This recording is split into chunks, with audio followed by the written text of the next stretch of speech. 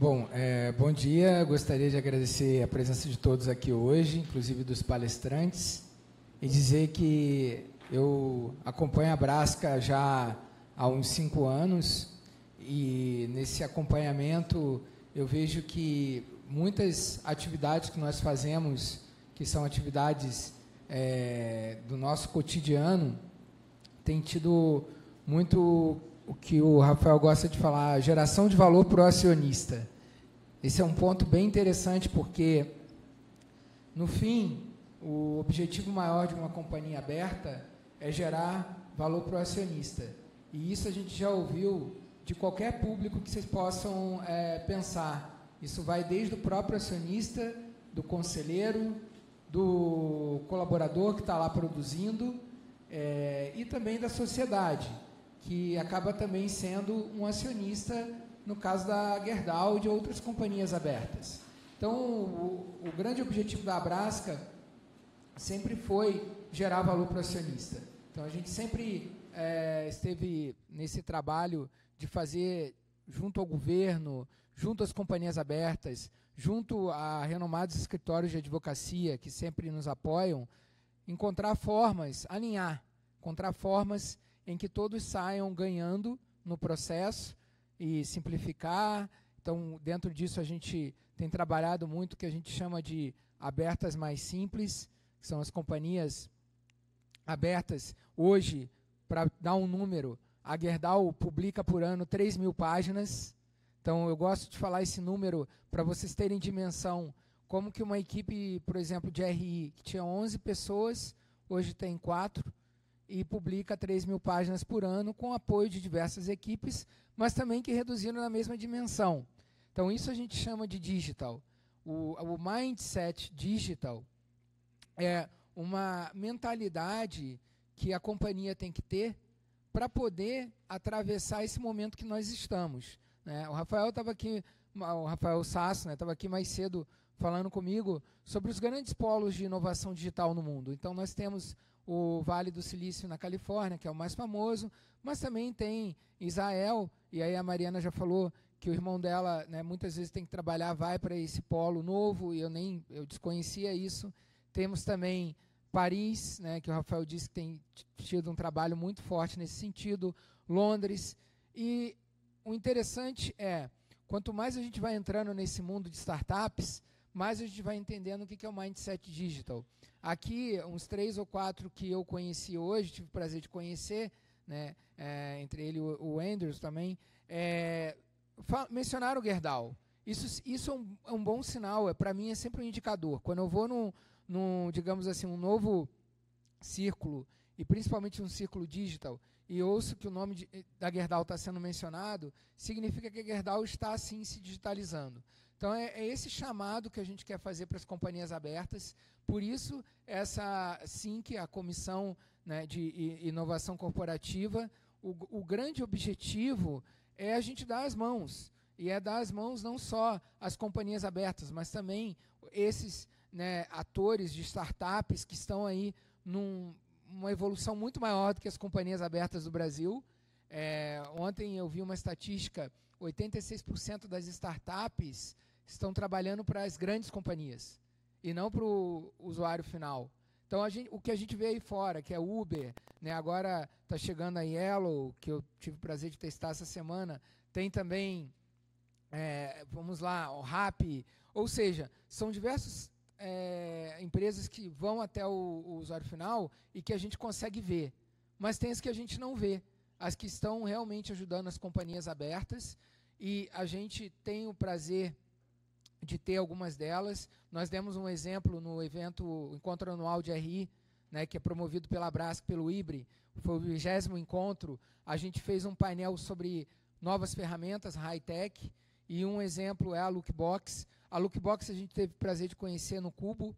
O Cubo é um projeto do Itaú, muito bem sucedido. A gente vai lá, assim, motivo todos a ir lá conhecer o Cubo, porque chega lá, você tem startups desde contabilidade para financeiro, né, para direito. Então, existem várias modalidades, e o meu CFO na época falou, testa a Lookbox. E aí eu falei, bom, vou testar, não é de RI, vamos ver o que acontece. E está hoje lá no que eles chamam de POC, então existem várias palavras novas, né, que eu aprendi. POC é prova de conceito, então você chega, testa com uma pequena equipe, se aquilo der certo, ele já me disse, olha, isso é escalável, você pode, se quiser, o céu é o limite, você expande isso para a empresa inteira, e o custo, que às vezes para 5, 6 pessoas é um pouco maior, quando você vem implantar em 1.000 pessoas, é custo de centavos. E aí você começa a pensar, bom, essa é a diferença da startup. A startup e a inovação digital permite que você erre. E esse erro, ele é saudável.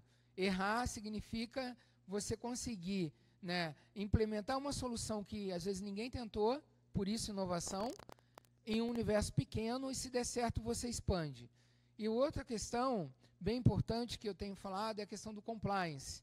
Então, a inovação ela tem que vir junto com compliance, né? Tá aqui, né, a Future Law deve estar pensando muito nisso. Bom, eu tenho que inovar, mas eu tenho que olhar as leis. Então, não adianta eu querer criar algo novo se eu não estou respeitando as leis do país em que eu estou.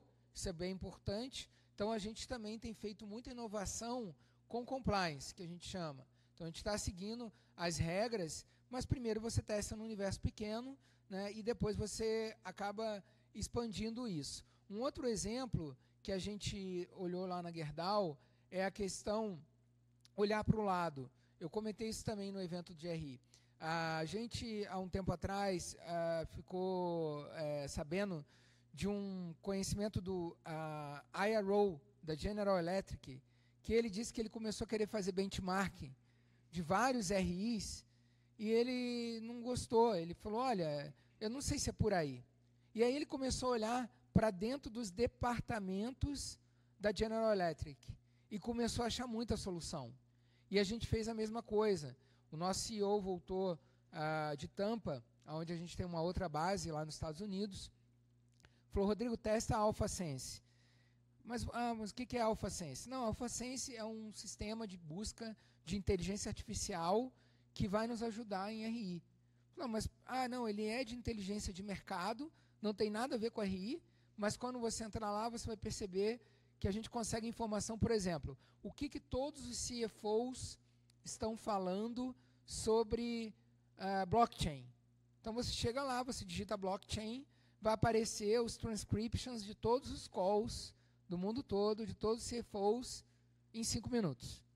E aí você começa a pensar, todo aquele trabalho que tinha antes das áreas de pesquisa das companhias abertas, de chegar, vou pesquisar 50 empresas, aí, quanto você precisa? Eu preciso de 1 mês para fazer isso. A AlphaSense colocou isso em 1 minuto. Então, esse tipo de mente aberta para o digital é que pode trazer para nós muito benefício. Então, acho que vir aqui, trocar ideias, acho que assim que vai ser um espaço para isso. Então, hoje a gente trouxe aqui alguns colaboradores que vão poder mostrar o que está acontecendo nessa área digital, né? E o que pode a companhia aberta se beneficiar disso, e nem sempre significa custo.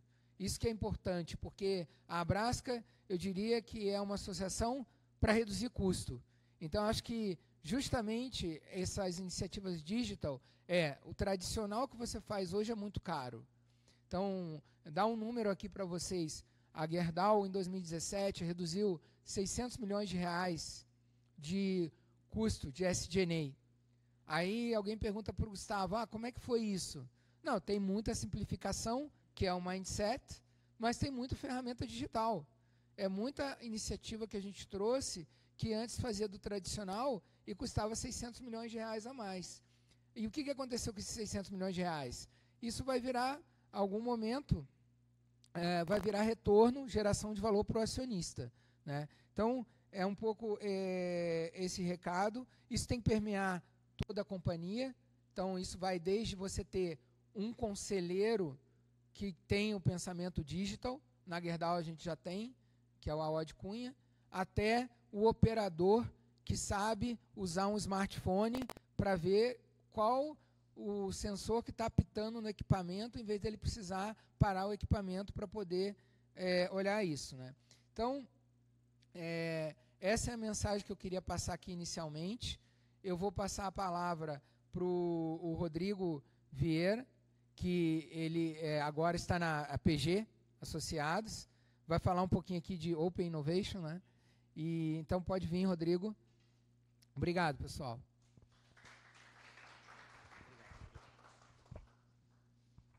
Bom dia a todos. Importantíssima essa iniciativa da Abrasca e muito feliz de fazer parte, porque as empresas, e sobretudo as companhias abertas, têm um papel fundamental no mundo da inovação aí. Em alguma particularidade, especialmente no Brasil, primeiro porque a gente não tem um mercado ainda consolidado de acesso de IPO para as startups saírem e investidores de startups conseguirem um exit para as apostas que fizeram aí nos seus investimentos. Então, o papel da grande empresa como potencial compradora de startups numa iniciativa de Open Innovation, para trazer para dentro de casa uma iniciativa de inovação, é muito importante porque pode dar dinamismo a esse mundo de investimento em startups, porque tudo isso é necessário para que o ecossistema se desenvolva. O segundo aspecto é porque eu preciso contar um caso para falar sobre isso, mas a ajuda da empresa, com a sua experiência de mercado para ajudar a startup a fazer um product market fit, ganhar mercado e escalar, é fundamental. Eu conheci no Vale do Silício a Carol Oliveira, da OneSkin, que ela estava fazendo tecido a partir de célula humana para teste de cosméticos, para pedir para parar de testar cosméticos em cachorros, o propósito dela. E ela estudou na Universidade de Viçosa, fez mestrado e doutorado na UFMG, foi acelerada pelo INSEAD e, num determinado momento, ela teve visibilidade de uma aceleradora no Vale do Silício e foi para lá. Ela conta que, chegando lá, a primeira providência da aceleradora foi colocar ela em contato com as empresas, para ajudar a desenvolver o produto. Então, a empresa falou, tudo bem, você está testando aí essa pele fazendo tecido, mas a gente precisa de algumas etnias diferentes, porque o nosso mercado tem diversas etnias ao longo do mundo, ao redor do mundo. E a gente precisa de pele para produto anti-aging. Então, você vai ter que fazer a pele, envelhecer a pele no laboratório, para a pele de uma pessoa de 80, 70, 60, 50, 40, para poder testar o efeito dos remédios. E aí chegam dos cosméticos. Aí chegam à conclusão de que produzir essa pele em larga escala é muito grande. Então, ela ia ter que ser um centro para receber as moléculas dos laboratórios e testar lá e mandar os resultados. Quer dizer, um modelo do negócio fundamental para o sucesso do negócio dela surgiu no momento em que ela se reuniu com as grandes empresas.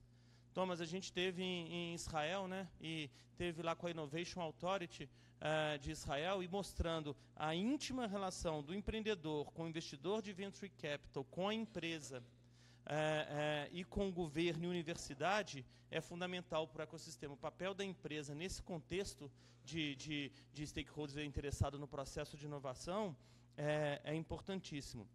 E a gente fica impressionado com algumas iniciativas. A gente teve a oportunidade de visitar uma aceleradora lá, mantida por um grupo chinês, para quê? Para ajudar as startups israelenses a desenvolverem produtos que caibam no mercado chinês.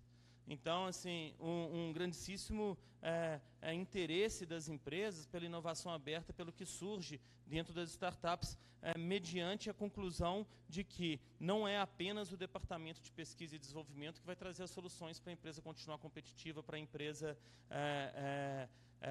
continuar desenvolvendo produtos e sendo inovadora. É preciso olhar para o que está acontecendo fora.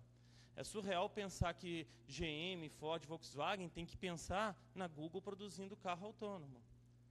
É surreal pensar que o que acontece com a Netflix pode afetar a venda de bebidas em bares. Então, assim, fazer parte desse mundo é muito importante. É questão de sobrevivência e o papel institucional da grande empresa no processo de inovação, de criação de competitividade para a economia do país, seja ajudando no desenvolvimento da startup, seja representando o potencial de saída para os investidores, é fundamental.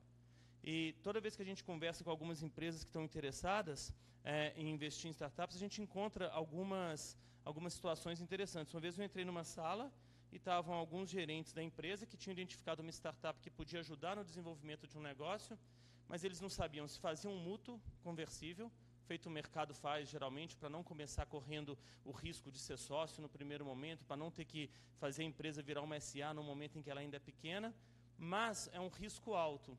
E se por acaso aquele investimento não dá certo, tem que fazer o write-off no mútuo. Que tipo de guidance eu dou para o mercado a respeito do meu projeto de inovação? O meu objetivo é converter aquele dinheiro em capital, quer dizer, a minha estratégia é ter participações em startups e ganhar na valorização do equity, ou eu quero desenvolver mercado, ou eu quero alguém que me ajude a desenvolver um produto. Tudo isso é importante para poder fazer o programa. Às vezes você está pressionado, o concorrente está fazendo, todo mundo falando em inovação, mas a estratégia não necessariamente está bem definida. Que tipo de risco eu corro se eu fizer um investimento direto? Sendo acionista minoritário, até que ponto eu quero ter o controle daquela startup? Tem diversas questões que têm que ser orientadas na cabeça do C-Level, no nível gerencial, para os programas serem bem-sucedidos. Então, ter esse fórum para discussão com todas as empresas aí associadas da Braskem interessadas nos assuntos, eu acho que é riquíssimo e importante para o ecossistema de inovação brasileiro. Meu nome I'm Andrew Humphreys. I'm the co-founder of The Bakery in London. I'm really delighted to be here to be working with you and helping understand what's going on in open innovation in large corporates, not just here in Brazil, but all the way around the world. So I think if we can get this on, it should be good. There we are. That would help.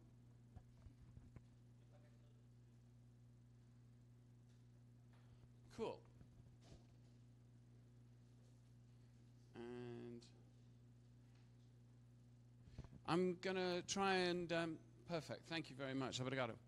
I'm going to try and help us think about a different way to innovate.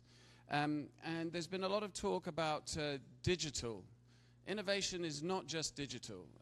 We have to think about everything that we do, and large corporations build things or make things or have recipes as well as doing digital things. And so it's important to think about the whole process of innovation.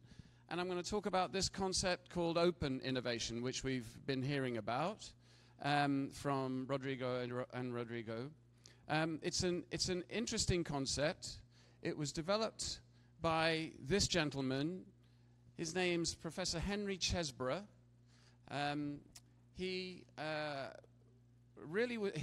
wrote a book in 2003 that was really looking at large corporations, companies like Xerox and Kodak and Glaxo, and trying to think how they innovated and what they were doing and why it wasn't working and why it wasn't good enough. And he came up with this concept of open innovation, saying that open innovation assumes that firms can and should use external ideas as well as internal ideas to advance their technology. So, I mean, it sounds straightforward, right? And simple and obvious. But actually, when he looked at large corporations around the world, he realized that because of the way that they had grown up, because of the way those companies had developed, they thought very much in a closed development way. It was very much about researching using their own internal science and technology base, sometimes working with universities, and then pushing those developments through a funnel. Everything happened inside the company. They spent quite a lot of money on researchers and scientists inside the organization, and then moving these things slowly through a funnel, development funnel, and addressing their own market. And he realized that this approach for the 21st century was just too slow. And it was, the whole model had to change. So he came up with this new approach called open innovation. You still do the things that you do inside the business, and you still have your own internal technology base, but you combine it with external technology bases, things that people are doing outside of the business, and you create this funnel that pulls things in and pushes them out in different ways. And not just addressing your own current market, but also addressing new markets that you may not have thought about before, and other firms' markets. So this whole concept of open innovation was trying to think about how big corporates should innovate better and faster and think in a very different way. This is a very different mindset. It's a very different cultural mindset. One of the big challenges with open innovation is you can't own everything. You can't actually bring everything into the company. You have to think about how you partner, both bringing things in, but also spinning things out. You might need to partner with companies in a different way than you historically have been able to. So this is the concept of open innovation that was developed, 2003, 15 years ago was the first time the concept was used. If you think back 15 years ago, the internet was very young. Technology startups, there were many, but really it was a very different world. What Professor Chesbrough was talking about was open innovation with companies like IBM or Hewlett-Packard or MIT, the big universities. He wasn't really thinking about open innovation with startups. That's a very different thing. So we're going to talk a little bit about how that works as well. So there is a big problem with large corporations and open innovation. And there's a recent report that has just come out in the Harvard Business Review. And it's not just about open innovation, it's just generally about innovation. How do large corporates innovate? We'll come on to a little bit some of the opportunities, but what are the big obstacles to corporates innovating? And the biggest obstacle that was discovered by a survey of 270 corporate leaders around the world was internal politics, turf wars between divisions, silo mentality, cultural issues, the inability to act on critical signals or developments, and then the fourth one here is lack of budget, lack of vision. So this is really interesting. The biggest challenges are not technological. It's not about, innovation or the availability of technology or, internal legacy. It's nothing like that.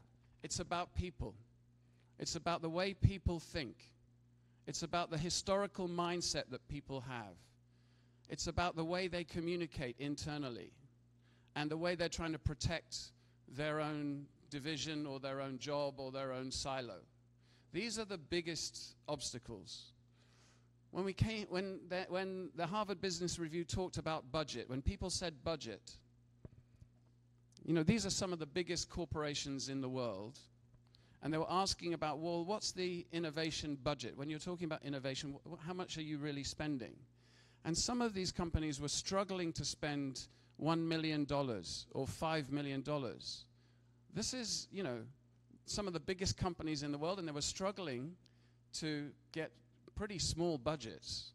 And that most of the budget that they were spending was going on maybe an internal team of 3 or 4 people, innovators, that were trying to sell innovation back into the company, tell them that it was a good idea. Or maybe go on trips to Silicon Valley or Tel Aviv and see what was happening, to try and understand and do some research. There wasn't much actual innovation happening with those budgets.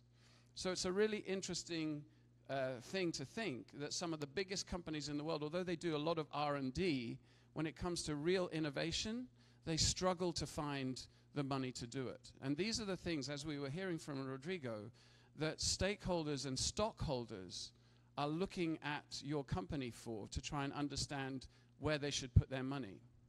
So this is a really critical element, and yet some still very big companies struggle to find the money to put them in.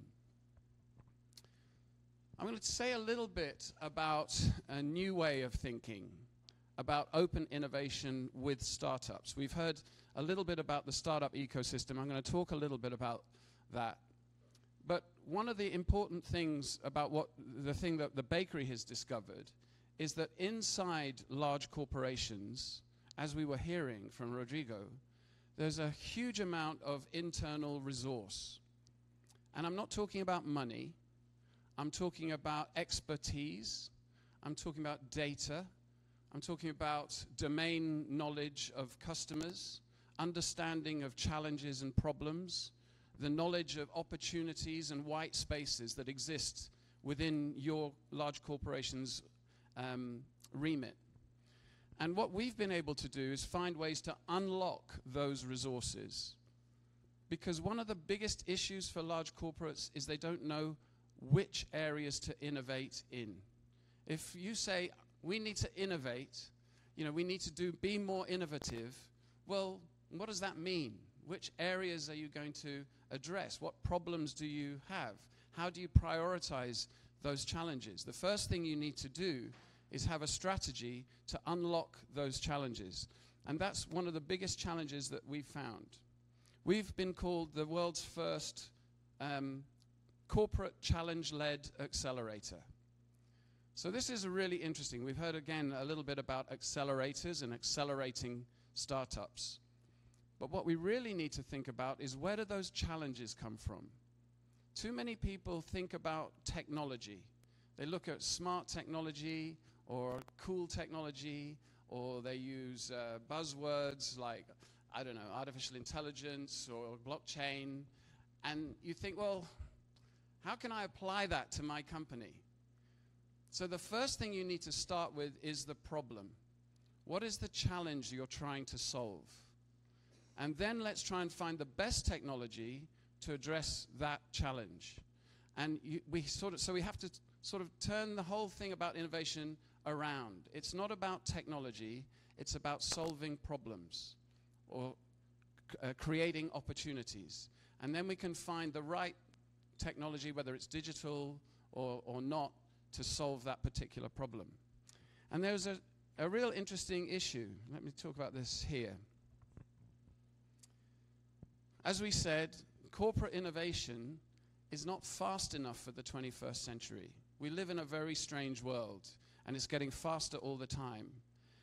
But corporates have always innovated. Your companies are innovating all the time. You have smart people making new products, thinking about new technologies and new customers and trying to grow your businesses. So you are always innovating all the time, which is great. It's just, how do we make it better, more efficient, faster? And the second thing that's interesting is it looks like entrepreneurs seem to be able to innovate faster. Well, that's true, and we do see great new things from startup companies. But there's also a lot of failure in the startup ecosystem. We only really see the successes. There's a lot of things that get started that fail, and corporates struggle with failure. And there's another big thing here. I'm going to use an example. Often, innovation that will work for a large corporate looks crazy at the beginning. And for corporations, that's very, very hard. Imagine two young guys, 8 years ago, going into the CEO's office of Marriott Hotels. Okay, big corporate organization, headquartered in New York. The man has a big office. He's got thousands of hotels around the world. And these two young guys come into his office and they say, look, we've got the answer to the future of the hotel business. This idea is going to change your company. It may even put your company out of business. And he goes, okay, great. Tell me all about it. I want to know the newest innovation in the hotel industry.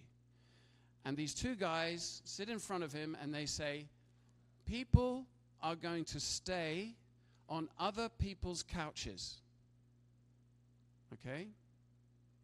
And he goes, that's crazy. That's never going to happen. I would never do that. Get out of my office. You guys are mad. And yet that was the original idea behind Airbnb. People would stay on other people's couches, in their spare bedrooms, in their spare rooms. And now Airbnb is effectively the largest hotel chain in the world. It takes more bookings. It doesn't own one single building. For Marriott to spin up a new hotel, it takes 10 years of development and multiple $1 million to build, a 1,000-room hotel. For Airbnb, it takes them a week. They do some Facebook advertising, and they get another 1,000 hotel rooms. Same with Uber, okay? It doesn't own a single taxi, but it's the biggest taxi company in the world. It's totally changed the face of the taxi industry. And yet when it started in California with, 5 limousines, it looked like a crazy idea. The trouble with innovation, particularly startup innovation, is that to large corporates, sometimes the original idea doesn't look good. And you have to think about what that idea might become in a little while time. So here's one of the big problems with corporate innovation. Most corporate innovation happens in a lab, somewhere outside of the organization. Sometimes there's a tenuous link, a small link, between the big company and the laboratory or the innovation center. And this lab is run by often an innovation director.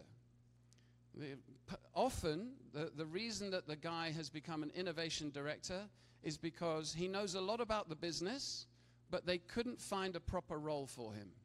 He was a maverick. He was shouting a lot and arguing with people. So they said, okay, go and run our innovation center. It sits over here. It's separate from the main business. It looks at interesting technology. Maybe it has bean bags and grass on the floor and cool furniture and people with jeans, shorts in there. And sometimes the people from the business go and look and they say, this is fun, we like it, what's going on there? And they go once and they never go back. And these guys come up with some really interesting, cool technologies, but it's very hard to retrofit those technologies into this main corporation. There's resistance, there's cultural, antagonism, and the people here aren't really involved with the whole process. In order to make innovation really happen inside a large organization, you have to bring it into the company. You have to actually bring the whole lab and the whole innovation process into the organization. You have to get these business people, the stakeholders, the divisional heads, the legal guys, the heads of HR, involved in the process of innovation so that they can adopt it when it becomes ready. And now let's talk about the startups. So instead of just having a small lab with a few people innovating inside it, out in the world, there's a whole world of ideas. We live in a time, it's an amazing time, where starting a company and becoming an entrepreneur and creating new digital technology, particularly digital technology, but new technology, has never been easier. The cost of building your own company is tiny these days. We have things like Amazon Web Services and all of the technology that you can build a big company with almost no investment. It costs, hundreds of thousands of dollars, if even that, much less. So all around the world, there are innovators creating brand new things every day. Tens of thousands, hundreds of thousands of these people. And if you're trying to innovate inside your company without accessing that world of ideas, then it's much harder. So it's really important to try and engage with this world of startups. but it's also really hard. You know, there are so many of them. How do you know which of them are the right ones? You know, sometimes it's very difficult to find the right ones. So you have to build a strategy for innovation inside your company. You can't just think, oh, today I'm going to start innovating. I've got this really cool problem. Let's see if we can fix it. It has to be a clear strategy that won't drive results today, but will start to build results over time. And then you can bring people along on a journey. It has to become a long-term strategy. And that's the key to making innovation work. Now, this is the other challenge with innovation. It's a terrible English word. I'm really sorry. Innovation is an awful word because it means different things to different people. When we were talking about Professor Chesbrough earlier on, we were talking really about research and development. You know, the kinds of new products that might get driven through a company's funnel to a market. How do we create new products? How do we make our products more efficient? How do we, you know, make them smaller, faster, better?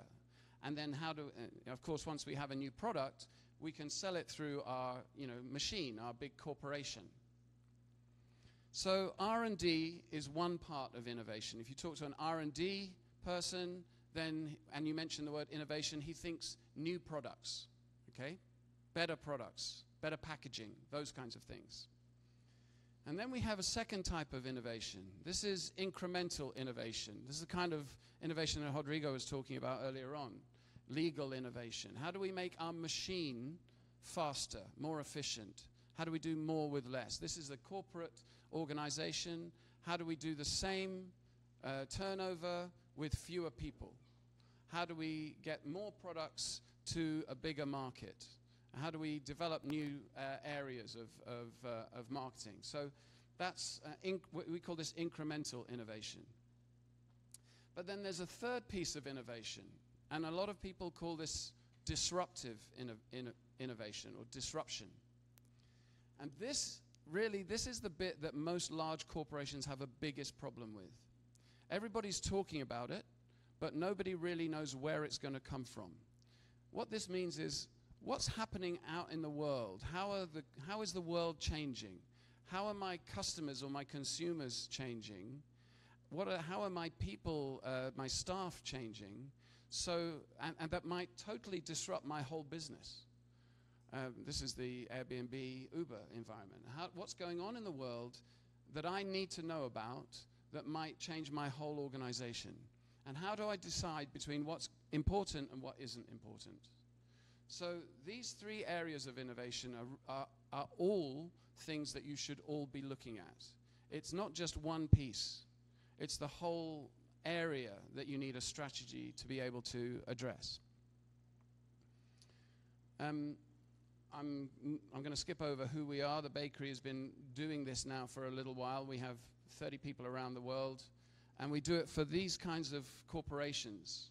So banks, construction companies, manufacturing companies, chemical companies, even, amazingly, even companies like eBay and Google struggle with innovation.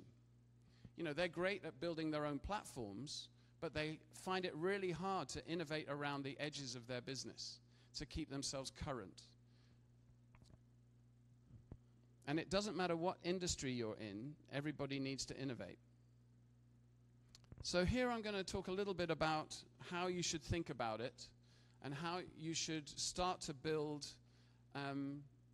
a bank of innovation opportunities.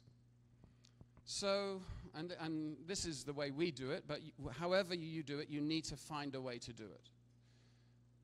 What we're really looking for are the opportunities inside your organization around which you need to innovate. These are the challenges or the problems or the opportunities for you to create innovation around. And you need to have a strategy to bring those opportunities into this list, into this bank of challenges. And the way to do that is to go around your whole business and talk to the people in your business who know, because they know the areas that they would like to innovate around. If you went and spoke to the head of legal and said, right, We know we need to innovate inside the legal department. Tell me what your biggest challenges are. Maybe he'll come up with 1 or 2 problems to solve, but really you need to make sure he keeps coming up with these opportunities. And you have to give him tools to find these opportunities and bring them out. You have to make everybody inside your organization an innovation manager for their own department. It's no good just having one head of innovation. Everybody needs to be responsible for innovation. So by talking to everybody and by showing them the things that are going on in their sector, and by showing them what your competitors and other people in your sector and adjacent sectors are doing, they come up with these ideas, and we bring them into this what we call opportunity engine. Then we need to analyze each of these challenges. Some challenges are things that you can just solve quickly. You know, maybe you can introduce them to a great startup and test something quickly, and if it works, roll it out across the whole company. Fantastic. You've solved a problem, you've saved money, you've innovated, move on. That's cool. Other challenges might be much more important to your business. They might be central to the way you do business. They might be important for you to grow market share in a particular area. Those kinds of opportunities you may want to own a little bit more of. Maybe these are new businesses that you can start to test and maybe sell to your competitors. So these kinds of organizations, these kinds of innovations, you might need to think about different ways to work with. Okay, you could maybe do a joint venture with a small business, or maybe you want to create your own startup. Maybe you want to find a way to harness the innovators around your own company and give them the opportunity to create their own businesses because they have the domain expertise. So having the tools and the processes to not just partner with, but also to start brand new companies and also to invest in new interesting opportunities that are happening. I'll give you another example. Another type of challenge might be, look, we need a new product in this sector because it's taking off dramatically and we don't have a competitive product. Why don't we just go and find a small company, a startup, that's already got a product that's getting traction, and why don't we just invest in them? And that way we can test it and see if we can grow that environment. So sometimes it's about partnering, sometimes it's about investing, sometimes it's about starting new companies from scratch. And the reason that you would do those different things depends on the type of opportunity, the type of challenge. So again, innovation doesn't start with technology, it starts with the challenge. And this is the strategy that you need to bring into your business. And the important thing is to have a process. Have some kind of process for all of these different opportunities. Don't just, think, oh, let's go and do that, or let's go and meet with those. If it's a good idea, we'll do it. You have to have a set of processes that you've tested that you can do, get to a really clear decision on. This is our process, but you should have whatever process works for you. In this process, we decide on a challenge, we bring in the stakeholder, we have what we call an inspiration session where we look at the different ideas, we match you with startups that could potentially fix the problem, we then select 2 or 3 that we test, and at this point you can say, yeah, we didn't really get a good result, so let's stop and think of another challenge. Or you can say, well, we really like this guy and this guy, let's get them to work together. Or, you know what, we liked all of them, and now what we should do is build our own version, because we know that if we do that, we can scale it ourselves. You can make these decisions and do it quickly. Have a process that allows you to do this quickly, but also have a process that allows you to do it a lot. Innovation is about spread betting. It's not about making one big innovation bet. It's about spreading your innovation bets across the market. If you do that, if you bring in lots of challenges, if you test lots of things in a very small way, then you get positive returns.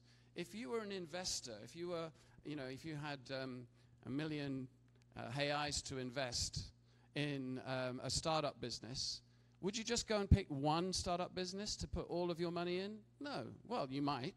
But you know what? You'd do much better by making 10 small investments and seeing which one worked and then doubling down on the ones that were working, because there's so much failure in innovation.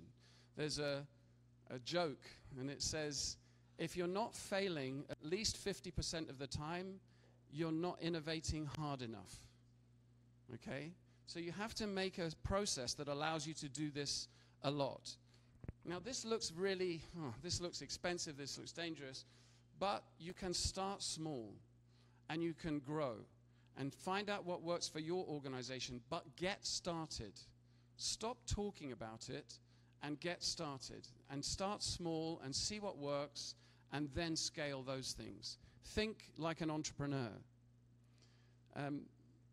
If you do that, and this is actually, this is a slide that I stole from one of my customers, Deloitte. They sell innovation strategy to large corporations for a lot of money. They looked at our processes and they said, look, this is really cool. What you're doing is you're innovating around the edges to disrupt the core of the business. If you try and look for one big innovation in your company, it's very hard to do.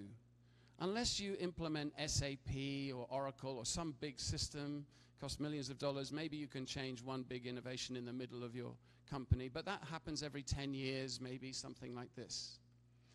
But if you make many small innovations around your whole business, if you get the head of finance, the head of HR, the head of marketing, the head of supply chain management, head of sales, involved in the innovation process, if each one of them makes 2 or 3 small innovations, then you're starting to innovate around your whole business. The culture of the company starts to change. You start to think, well, why can't we fix that? Instead of, we can never fix that. The whole discussion, the dialogue inside the business starts to shift, and your company starts to disrupt itself. And you get innovation happening all around the business, and you become an innovative company. And that's what stockholders and shareholders are looking for. They're not looking for one big innovation. They're looking for innovative businesses. They're looking for innovative thought leaders. And finding the tools and the processes to help you do that, it doesn't just deliver great innovations, it's actually good for business, it saves money, and you can prove return on investment. But it actually changes the culture and the thinking in your business. It makes it a better place to work. You can attract more people. You can retain people that are getting frustrated because of the lack of innovation. And you can get fame and marketing as a result of it, and you can bring more stakeholders into your business. And the most forward-thinking companies are now starting to do this. I'm going to give you a few examples, and then we can talk about how this works. So over the last 12 months, 1 year, at the bakery, we've been working with, we call the challenges, we call them briefs. We've had 55 challenges from all of these different industries. There's construction, property, pharmaceuticals, professional services, the marine engineering industry, food and beverage, financial services, agriculture, government.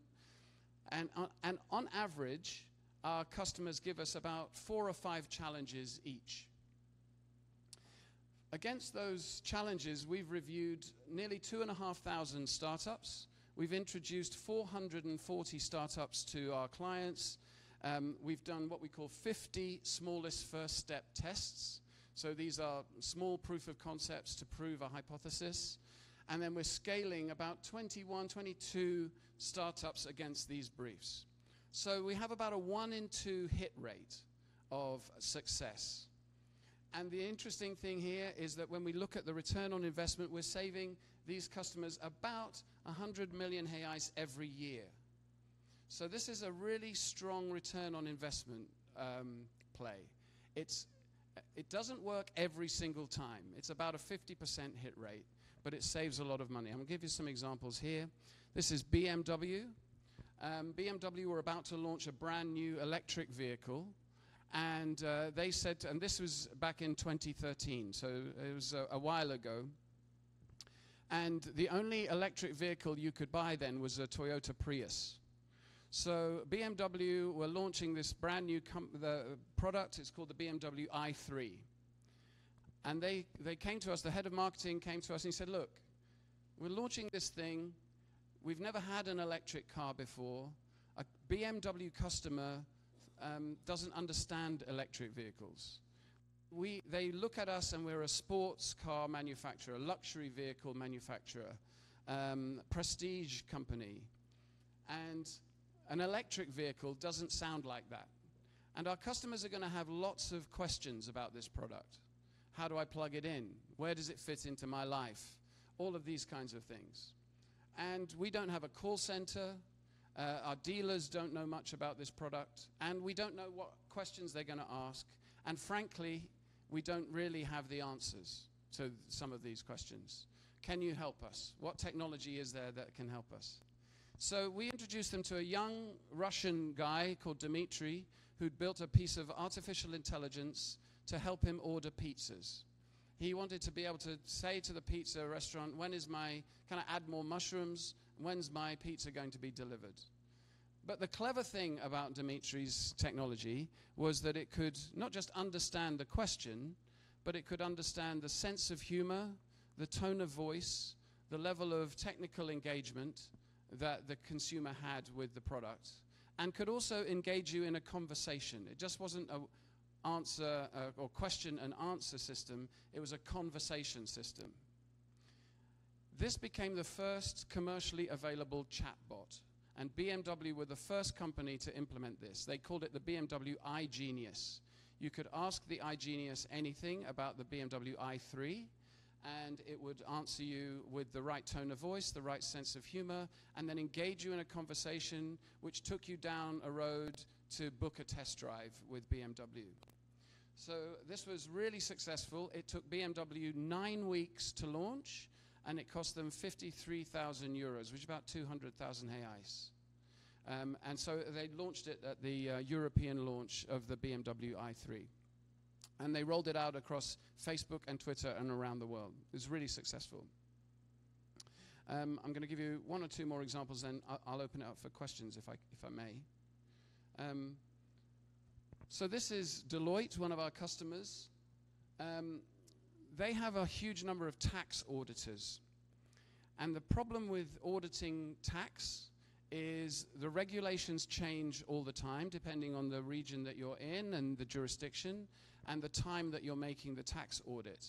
And the other challenge that Deloitte have is that much of the work that they do has got confidential information in it. So you can't really present tax auditors with examples of regulations that you've made for other companies.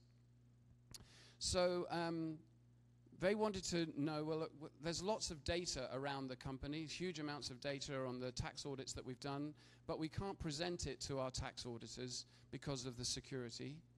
And there's lots of legal new knowledge that's happening all the time, and we try and present the information to our tax auditors, but they have to read through huge amounts of data to try and keep up to date.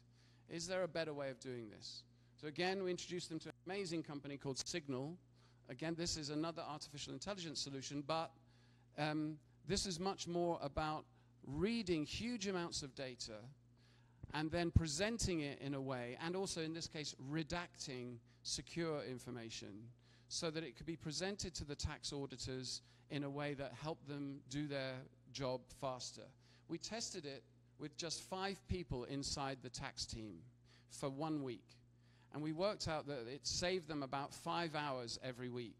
And when you have 20,000 tax auditors, 5 hours a week across 20,000 is a lot of money. Millions of dollars this technology saved for Deloitte.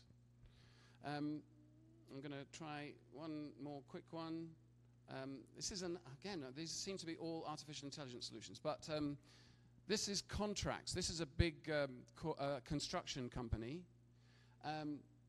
Kia makes roads and hospitals and railways. And for each of their, and these building environments that they work on take many years, sometimes 10 or 15 years to complete. And they sign a contract at the beginning of this process, and the contract goes in a drawer, and it may be hundreds of pages contract, and it needs to last many years. And they have a whole team of people that review these contracts and review the obligations of the company against the contracts. So what we created for Kia, and what this company, COSIA, but this company is from California, they created a system that, again, could parse and read huge amounts of contractual data and then present like a Google search bar, so that a contracts person could just type a question: what's my obligation going to be if such and such happens on a particular contract? And it would pull up the appropriate clause within the contracts like that. So again, saving huge amounts of time for the contractual people inside this organization. The thing that they were worried about was this going to put me out of a job? And we had to, it was quite funny. We showed them the technology, and they first of all went, wow, that's amazing. That's so cool. That could really save me time. And then they went, wait, I'm not sure I want to do this because that threatens my job. And then we showed them another piece of technology, and they went, yeah, that's even better. Oh my God. And then you could see them taking one step forward and one step back. And we had to say, look, don't worry. This means that you can use your expertise in a much more efficient way. You can get more done. And you stop having to do all the boring stuff, but you do all the interesting stuff. And you can then make the right decisions. Use your human brain to make the right decisions about what you should do. So we had to do a job of convincing them that even innovating was a good idea. I'm going to stop there, I think. There's many more of these. This is something that we did for GlaxoSmithKline. And this was, this is one big problem that many large corporations have. Huge amounts of unstructured data around the company, but also outside of the company. And how can you make sense of that unstructured data and make it valuable to you? So the kinds of challenges that we're working on for organizations vary from consumer-based things to internal data challenges. But I want to finish with this one because it's not just digital. This innovation that we did, it was for one of the largest food manufacturers in the world. They make chocolate. They make lots of things, but one of their biggest products is chocolate. I didn't know this about chocolate, but if you're making chocolate, there are 3 what they call noble ingredients. That's cocoa, milk, and sugar. And as long as you have, in the UK, as long as you have more than 29% of your product is made of those 3 ingredients, then the rest can be pretty much anything inside you, and you can still call it chocolate, okay? Most chocolate manufacturers, for the bulk filler, they call it the bulk filler, they use whey. So 29% is cocoa, milk, and sugar, and 71% is whey in a bar of chocolate, okay? The problem is this whey is protein. And over the last 15 years, we've been eating more protein bars and protein shakes and going to the gym. And whey protein is the cheapest form of protein, and it becomes the stuff that goes in all of our protein bars and protein shakes. And so it's becoming more and more expensive. It now costs $1,500 a ton to buy whey protein. And this puts up the cost of your chocolate, and it's going up all the time. So for the last 15 years, all of the big chocolate manufacturers have been looking for a replacement for whey protein to make the bulk filler. But there's a problem, because whey is great. It doesn't taste of anything. It's vegetarian. It emulsifies with cocoa and milk and sugar so that when you melt it, it doesn't change the property of the chocolate. You can flow it around your factory in the perfect way. So it's a great ingredient. And nothing else seems to fit. And they've been looking for 15 years for a replacement bulk filler. When I went to this particular company, I was being pretty bullish. And I said, look, there are entrepreneurs out there. They can fix any problem you like. Tell me your problem, your biggest problem, and I can fix it for you. And they gave me this problem. So I went back to my team. I said, I've got a real problem for you.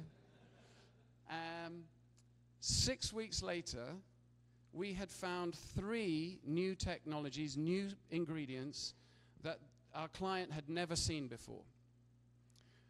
I can't tell you the one that they chose, but there were 2 others. One that was to do with coffee flour. So you obviously, here we are in Brazil, you make lots of coffee. And a waste product of coffee, cheers, is the flour that comes off the bean. And they normally, when you take it off the bean, they just lay it out there and it rots. So, but if you take that coffee flour and you dry it and you pulverize it, it makes a really good replacement for whey. It's vegetarian, it emulsifies in the same way. Actually, this one was a little bit too expensive. It still saved them a huge amount of money. You can buy coffee flour and process it in the right way for about $1,000 a ton. So that was good. The one that they chose came from a startup in Germany.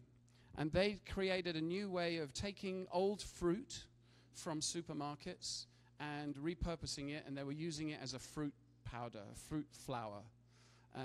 And so it was upcycling wasted product. And that's as a result of the way that we now buy fruit. We used to buy old fruit. Now we only buy ripe bananas, don't we? We have to buy ripe bananas. In the old days, we could buy any kind of banana. But supermarkets throw out huge amounts of fruit, old fruit that doesn't look good on the shelves. This startup was collecting it, drying it, and making it into fruit powder.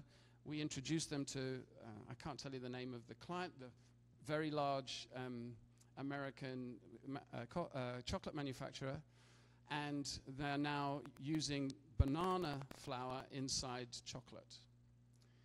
The interesting thing about this is that the guy that founded the startup in Germany with the bananas used to work for this company. He didn't work for the chocolate department, he worked for the chewing gum department, but he didn't know about the problem with chocolate. He didn't know that this challenge existed. And so there are millions of entrepreneurs out there, and there may even be intrapreneurs or entrepreneurs inside your companies that soon will leave to start their own startups. And if you don't find a way to work with them inside your organization, you will lose out. And there are millions of startups that are already out there that don't know the problems that you have. And you have to find a way to surface those challenges and then work with the startup ecosystem to solve them. I'm really excited to be here. I hope that's been interesting for you. If there are any questions, obviously happy to answer any questions, or we can have a coffee and enjoy ourselves. Thank you very much indeed. Muito obrigado.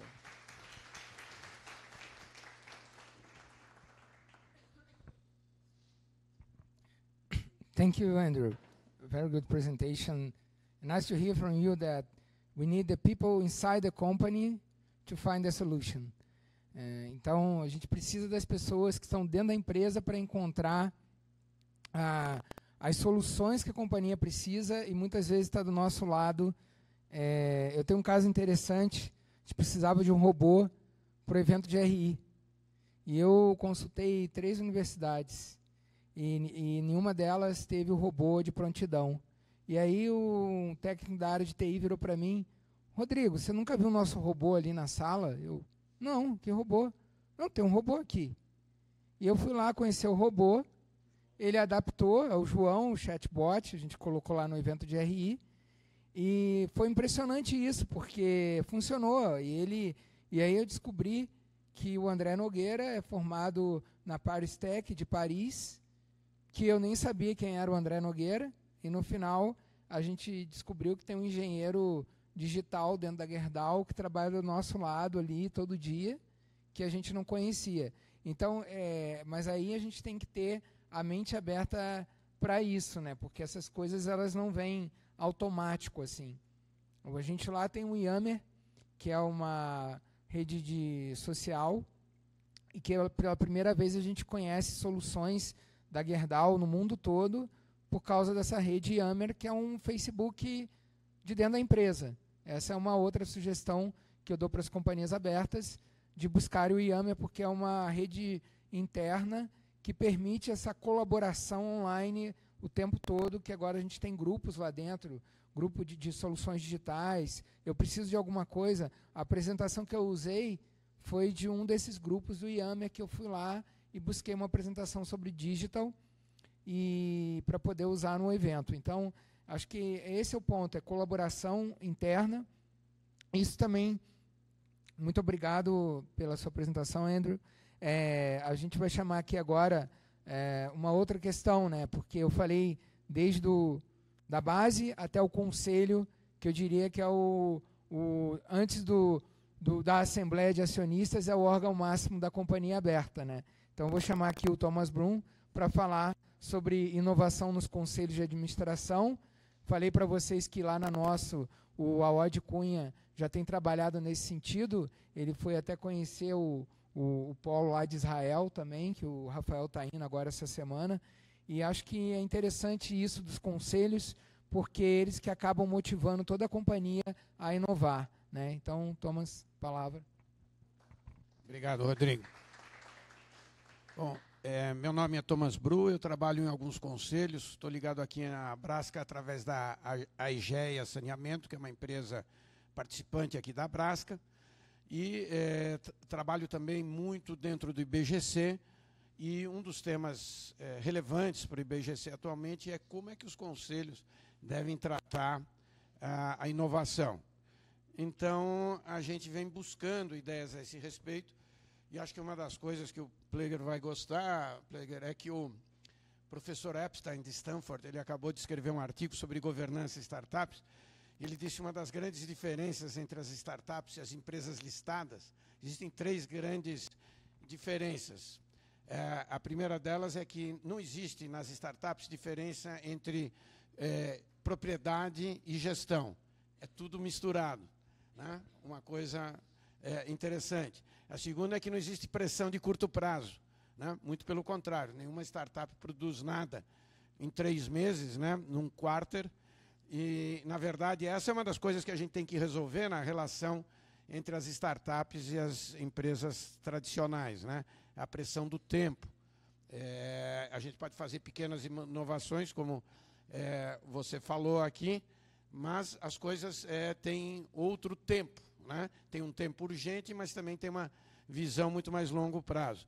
E a terceira coisa interessante na diferença entre as listadas, que o professor Epstein coloca, é o ativismo. O ativismo dos investidores é muito diferente do ativismo dos investidores das empresas listadas, né? Então, vocês, aqueles que trabalham em RI, né, Rodrigo, muitas vezes os investidores estão lá com algumas pedras para criticar.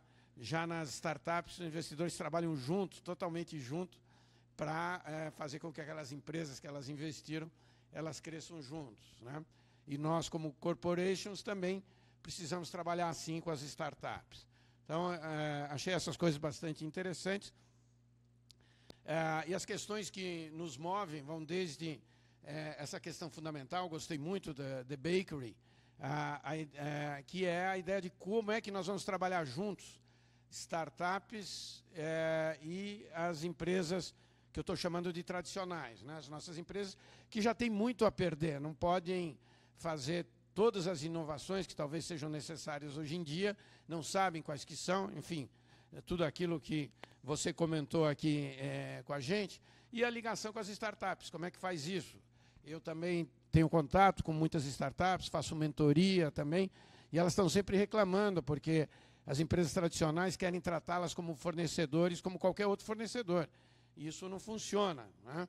Elas não têm dinheiro, elas não têm estrutura, a gente não pode trabalhar elas do mesmo jeito. E aqui vem uma das ideias, como a gente viu, e o que eu estou buscando são as várias formas de como isso pode ser feito. Também cabe aos boards pensar a inovação sob o ponto de vista das questões éticas que a disrupção traz. Então, ao mesmo tempo que os boards precisam incentivar a inovação, a gente precisa poder pensar, porque às vezes aquelas startups, as empresas que estão inovando, estão já num estágio até de emoção e de foco, esquecendo muitas vezes outras questões que o mundo está trazendo, as questões do trabalho. Nesse domingo, o Paulo Feldman, professor da USP e membro do IBGC, eu coordeno a comissão de conselhos de administração, ele faz parte, escreveu um artigo muito interessante, mostrando que, na visão dele, olhando vários estudos, não vai haver trabalho e muito pouco tempo à frente. A gente pode discutir em boards também o que é que um robô pode fazer no lugar de um conselheiro, né?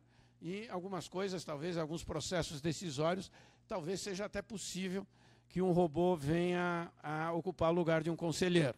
Nesse instante, a gente está discutindo muito mais, como já foi dito aqui, e aí há visões controversas, se é necessário ter uma pessoa voltada para a inovação dentro do board ou não.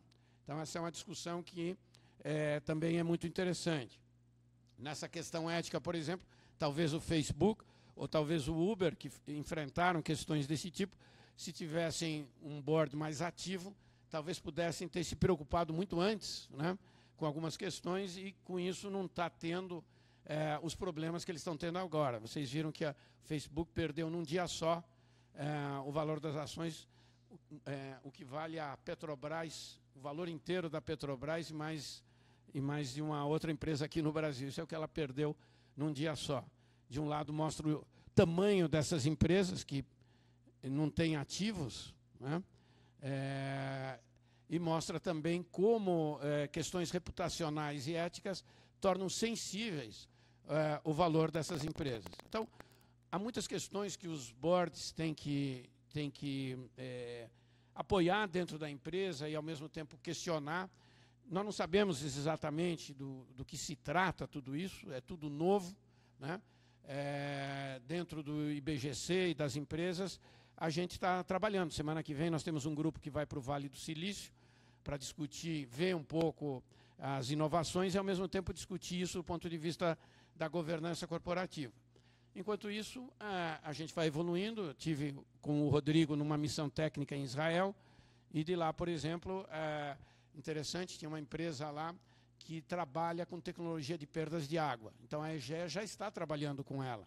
Então, são curadorias, ligações que você pode fazer através do board, né? E o que é interessante nessa empresa, para vocês verem como são os israelenses, é que ela começou, o fundador da empresa tinha a seguinte ideia: eu vou achar água em Marte. Aí ele foi vender isso para os fundos, e um fundo falou: não, é muito legal, mas quem sabe a gente pode começar achando água aqui na Terra mesmo, antes de achar água em Marte. E agora eles estão ganhando dinheiro, vendendo uma tecnologia muito interessante para empresas de saneamento no mundo inteiro. Eu sou conselheiro também de um porto, Porto Itapoá, lá de Santa Catarina. Semana passada nós fizemos uma reunião no Cubo, né, que é uma aceleradora, e aí pudemos visitar várias empresas, e estavam lá toda a diretoria e todos os conselheiros. Então, a gente tem que tirar a inovação de um campo abstrato e pôr ela na real. Isso mexe com a cabeça da gente. São os modelos mentais que a gente precisa mexer. A gente acha que tudo tem uma limitação, porque a gente não consegue enxergar, é muito difícil mesmo. Então, quando você vai na prática, faz uma viagem, vem aqui no Cubo, no Bradesco, que também tem um centro de inovação, ou como vocês, alguns de vocês na área de RI, fizeram a reunião, né, trouxeram as ideias de inovação. É muito importante a gente sair do dia a dia e olhar um pouco essas coisas, porque aí a gente começa a se inspirar, ter ideias, e isso é muito importante. É fazer, é sair, é ver que essas coisas realmente existem, estão aí, né? E nós precisamos trazê-las para dentro da empresa e individualmente também nos atualizarmos sempre. Então, eu estou muito contente com essa iniciativa da Brasca. Estou aqui para ajudar naquilo que for interessante ajudar. E vocês saberem que também no nível dos conselhos de administração há essa preocupação, há a perplexidade de como atuar com tudo isso. Rodrigo, é isso, obrigado.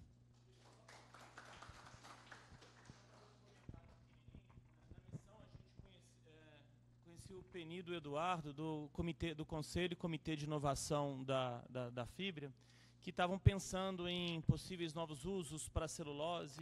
Interessante, a gente viu muita coisa legal em Israel.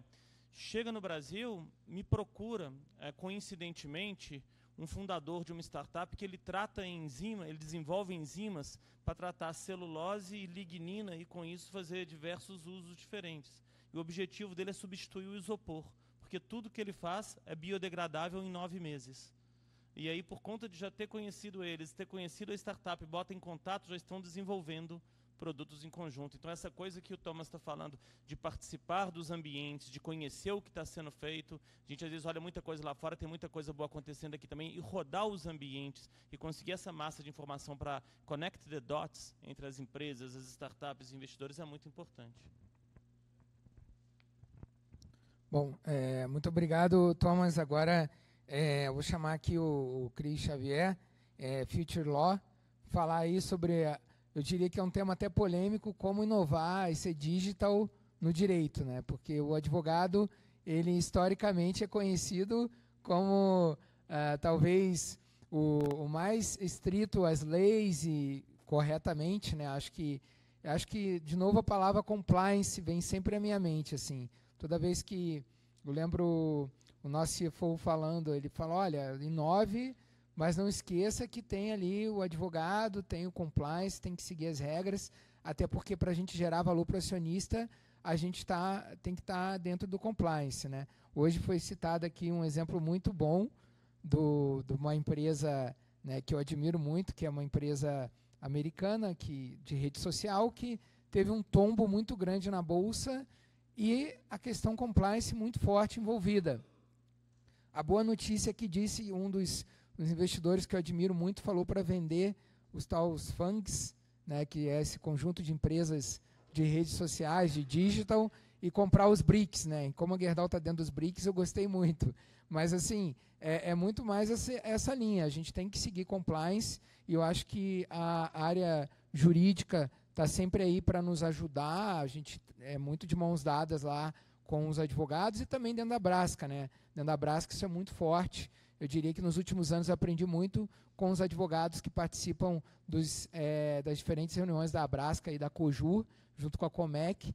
Acho que é muito importante porque isso nos ajuda a dar uma base de compliance para evoluir no digital, por incrível que pareça. Então, eu vou chamar aí o Cris Xavier, vai mostrar um pouco para a gente como que isso é possível.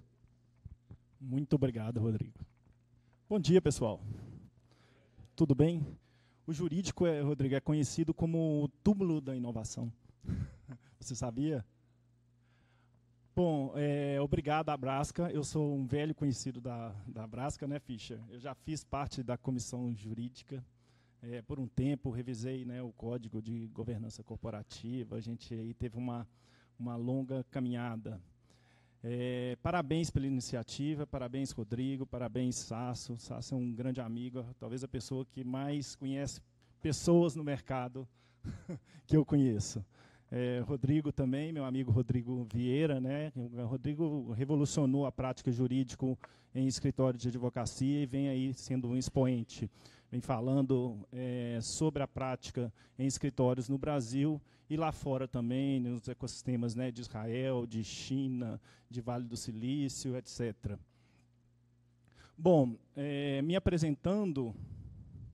Ops.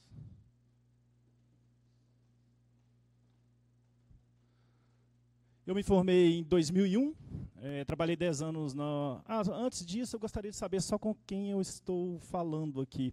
Gente, tem alguém de jurídico aqui? Uau! RI? Inovação? Legal. Então, estou na minha praia. Bom, eu me formei, então, em 2001, trabalhei 10 anos na ZV7, depois eu fui trabalhar nos Estados Unidos, num escritório chamado Haynes & Boone, lá em Dallas. Depois eu voltei Trabalhei 10 anos na Localiza, né? Localiza, que é uma empresa que eu tenho muita admiração, muito orgulho, é uma empresaça, né? Não é à toa que está onde está hoje, né? Muito bem administrada, né? pelo Salim, pelo Eugênio. Neste meio tempo eu fiquei aqui, tive uma passagem pelo Pinheiro Neto, pelo Clifortiense também. Estudei um pouco, aqui estão as minhas formações, né, principais, mas eu costumo falar assim, eu tenho acreditado cada vez mais nos cursos de curta duração, sabe, nesses cursos que você chega, né, e acaba colocando a mão na massa. Bom, há uns 3 anos atrás, mais ou menos, a Localiza contratou para revisar, contratou uma consultoria de gestão para revisar todos os processos, né, de gestão. E aí o jurídico também deu a sua parte, ele estava ali todo mundo focado, né, em reduzir custo, melhorar processos. Sugerimos, na época, internalizar as atividades. A primeira foi o de direito tributário. Colocamos todos os processos para dentro. Era uma coisa que a gente tinha um domínio, porque eu, vindo do Azevedo 7, né, trabalhei para a Localiza pelo Azevedo 7, e tinha o domínio do assunto. Esse primeiro caso foi um sucesso. Depois a gente começou a trabalhar outras internalizações, né? Chegamos ao ponto de reduzir 30% do custo jurídico em um ano. Depois apresentamos internalização do cível e mudamos todas as dinâmicas. 3 características principais desses projetos foram as seguintes. A primeira é o que todo mundo vem falando hoje, que é trabalhar cocriação, empoderamento, trabalhar com equipes multidisciplinares. Levamos o design thinking para dentro do departamento jurídico, começamos a trabalhar com hierarquias mais simplificadas, não tinha aquela estrutura muito rígida, assim, né? Pelo menos a empresa tinha, obviamente, mas não dentro ali do departamento jurídico. Outra característica foi trabalhar com dados, né? A gente que é do jurídico, nós não tivemos formação em gestão, e a gente trabalha muito pouco com dado. Então, a consultoria ajudou que, por exemplo, tinha casos em que uma bomba de combustível dava uma periculosidade, uma condenação em periculosidade né, trabalhista de 300, 500 mil reais. Falei, poxa, será que não é o caso da gente rever, né, esse negócio, colocar a bomba em outro lugar? Como é que faz? A gente sempre estava levando sugestões ali a partir dos dados. Fizemos uma política de acordo muito mais acurada.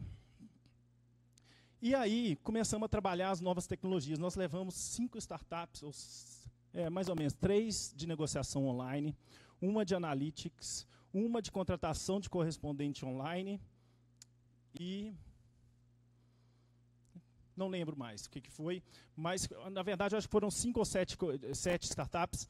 E foi muito legal, assim, porque até então, né, tirando o case do Rodrigo lá no Tozini, não tinha departamento jurídico, empresa que tinha adotado, né, startup, levado startup para dentro para melhorar os resultados. Isso foi muito legal, porque a gente acabou ganhando um prêmio lá do Cubo, Corporate Ninja, de pessoas que ajudam as startups a navegarem dentro das empresas. E foi aí que a primeira vez eu descobri que isso é uma coisa muito difícil, ter essas pessoas dentro da empresa, essas pessoas, né, que ajudam as startups a trafegarem lá dentro, a navegarem lá dentro das organizações. Bom, juntando esse processo de gestão, mais as startups, isso gerou dezenas, né, de milhões de reais para a companhia. Começamos a sair, né, o time da Localiza começou a sair, ficar muito conhecido, saiu na mídia, e a gente começou a fazer palestra. Talvez esse é um dos motivos, né, pelo qual estou aqui. Mas, em outubro do ano passado, eu saí da Localiza e, com mais 2 amigos, a gente montou a Future Law. A Future Law é uma escola que prepara os profissionais e as organizações para a realidade exponencial. A gente tem feito cursos como de analytics, né, ciência de legal data science, né, de ciência de dados para advogados, negociação online. A gente tem feito também future thinking, que é mudança de cultura de gestão. E o mais legal de tudo é que estamos inaugurando ali naquele prédio do Safra, né, na Faria Lima com JK, agora no final de agosto, um centro de inovação, né, o Future Law Innovation Center, que vai abrigar todos esses cursos, mais treinamentos, mais técnicas de legal design. A gente se inspira muito no Legal Design Lab de Stanford.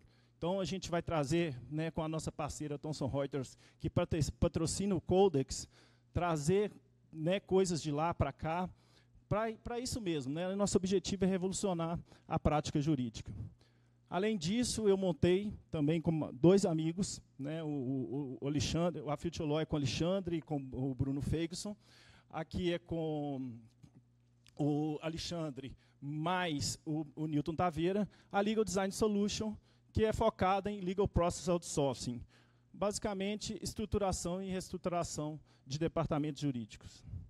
Bom, pessoal, a gente está começando, né, a gente está vivendo uma nova era. Tudo isso que a gente está comentando aqui, a própria razão de existência dessa comissão.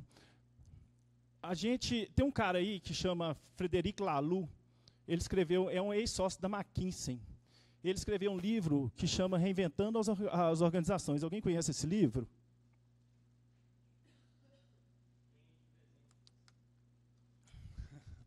O Rodrigo conhece porque ganhou. Quem mais conhece? Bom, então, o Laloux, ele fala que a gente está vivendo, o ser humano está vivendo uma nova fase de consciência. E, por consequência, as organizações. E ele divide, assim, fala que a gente, no período atual, está tendo uma coexistência de modelos organizacionais. E ele divide isso por cores. São as fases de consciência humana. A primeira são as organizações vermelhas, né, que ele fala, constante exercício do poder pelo chefe para manter tropas na linha. O medo, presença do medo, né, que é a que liga as organizações. Foco no curto prazo e prosperidade em ambientes caóticos. Exemplos atuais, máfias, gangues de rua, milícias. Os principais avanços, né, claro que teve avanço, a gente vem aqui do período da história, né, 100 mil anos atrás, 50 mil anos atrás, começa a surgir ali divisão do trabalho e autoridade de comando. E a metáfora que o Laloux fala é a alcateia. Depois passa para as organizações âmbares, papéis altamente formais em uma pirâmide hierárquica. Comando e controle de cima para baixo, manda quem pode, obedece quem tem juízo. Futura repetição do passado, estabilidade valorizada acima de tudo por meio de processos muito rigorosos. Igreja, Forças Armadas, maioria das agências governamentais e o sistema e as escolas públicas. Os principais avanços, né, os papéis formais, hierarquias estáveis e escaláveis, e os processos, né, perspectivas de longo prazo. E a metáfora orientadora, as Forças Armadas. Laranjas, né, que são as companhias, as nossas companhias, na verdade. Né, o objetivo é vencer a concorrência, atingir o lucro e crescimento. Inovação é a chance né, de ficar na frente. Gestão por objetivos, muito interessante, né? Comando e controle no que, liberdade no como, né? Planejamento estratégico e desdobramento de metas. Principais avanços, né? Inovação, responsabilização e meritocracia. E a metáfora orientadora, a máquina. Né? A gente está vivendo aí né, um período com a presença do mecanicismo. Bom, e aí o que a gente tem visto, né, que é essa mudança. E essa mudança está acontecendo muito rápido. Primeiro são as organizações verdes, né, foco na cultura e no empoderamento, para gerar engajamento dos colaboradores.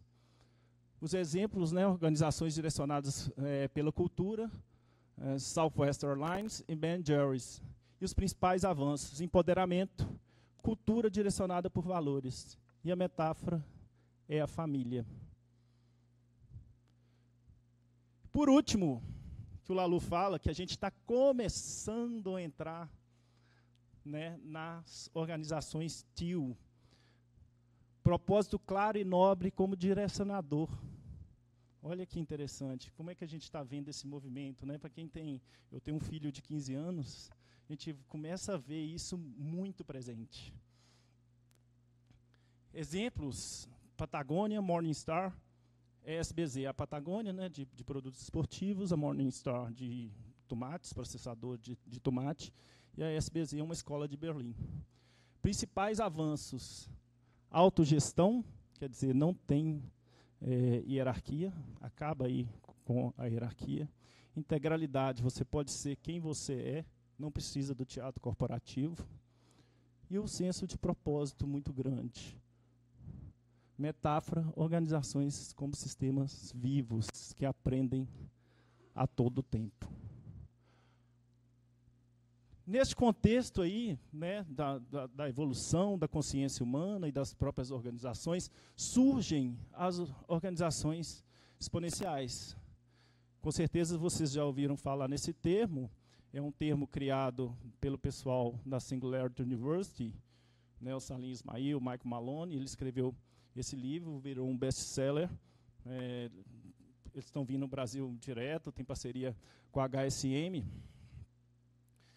E as organizações exponenciais são aquelas que apresentam resultado mínimo 10 vezes superiores a seus pares. Criam os negócios disruptivos, né, que mudam hábitos, provocam mudanças profundas na sociedade e na economia. Essa é a curva, né? Aqui está, né, a curva de crescimento de uma organização linear, e aqui está a curva de crescimento de uma organização exponencial. Você vê que em determinado momento ela se acelera. Empresas, né, Netflix, Uber, Google, Airbnb, GitHub, Tesla, Volvo, empresa, né, de games. E aí eu trouxe esse dado. Bom, empresa, Sears. Valor de mercado em 2006, 14,3 bi. Valor em 2018, 0,3, variação menos 98%. Best Buy, 28, em 2006, em 2016, 18,5, variação de menos 25. Walmart teve um crescimentozinho ali, ó, 214 bi, 243, 262, crescimento de 23. E a Amazon, que é exponencial? Olha que coisa impressionante, como é que a gente está vivendo, né, uma mudança profunda. 16,5 em 2016, ela vai para 4,74, em 2018, 7,26. Variação de 4.050%. Se você comparar a Sears com a Amazon. Essas organizações, e isso está muito dentro do que o Andrew falou, elas têm a inovação no seu DNA. A organização linear, né, as nossas organizações, geralmente, ela faz a inovação primeiro internamente. Então, ela fica ali no P&D, né, investimento, e que não é tão grande assim, como a gente vai ver isso ali na frente.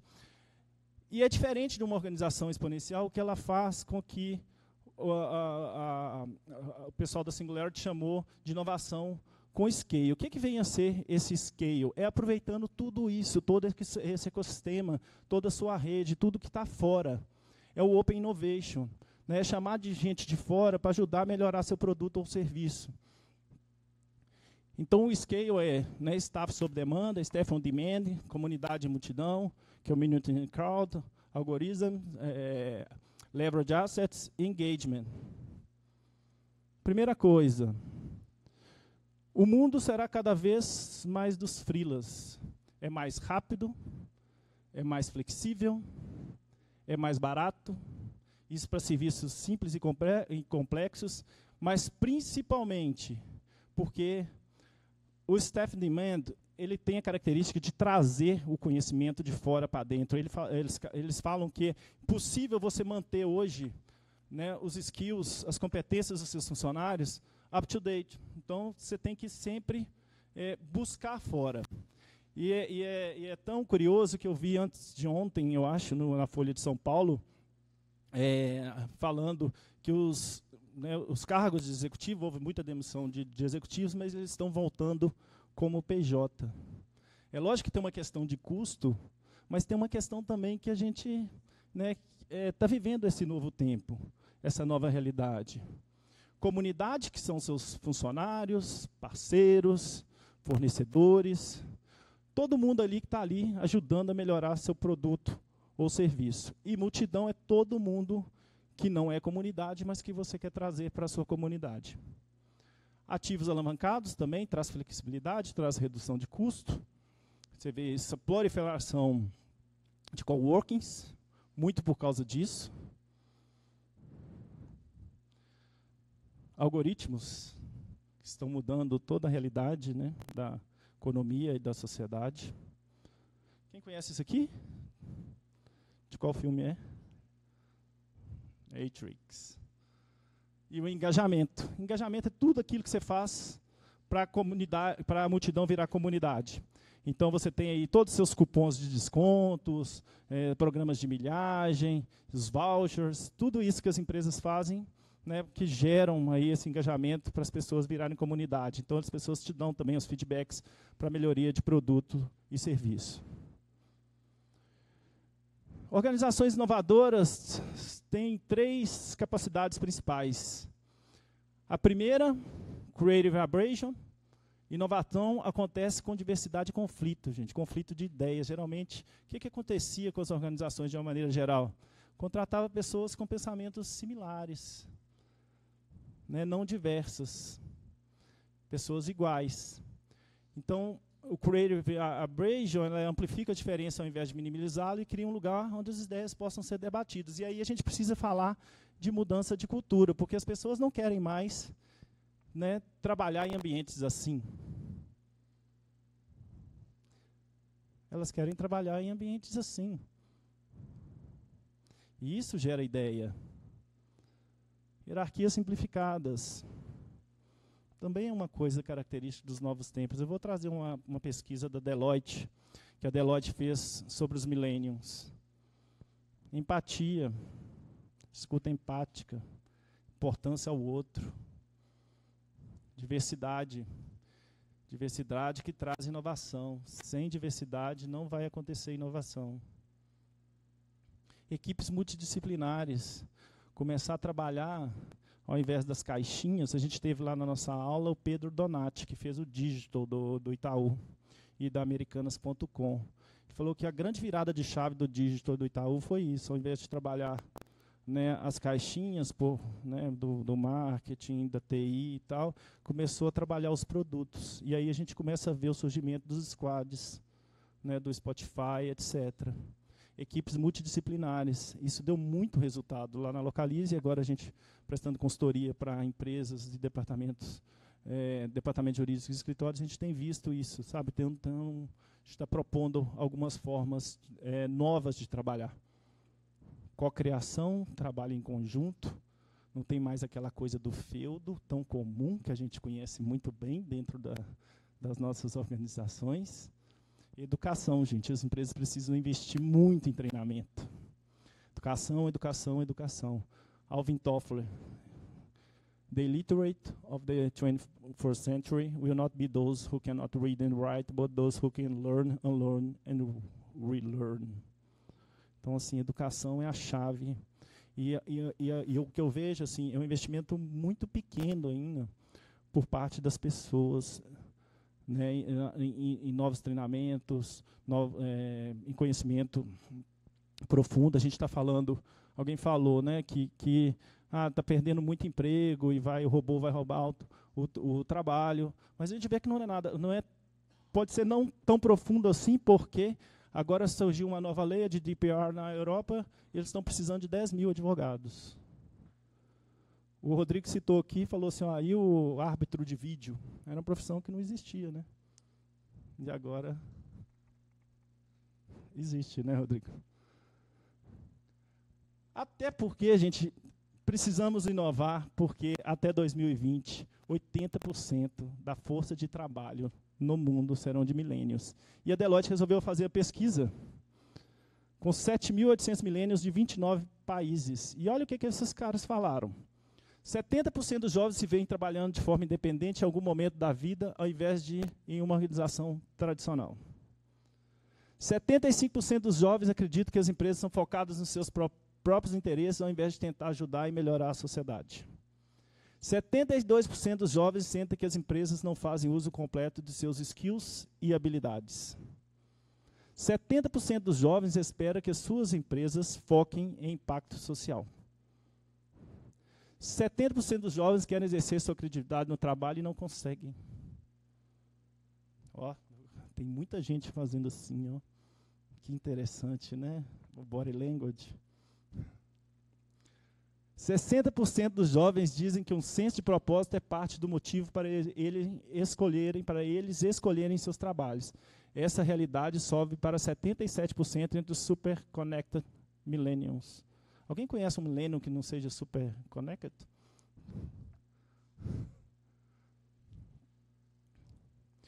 Bom, a segunda capacidade de empresa inovadora é ser capaz de testar e refinar novas ideias através de pensamentos rápidos e ajustes.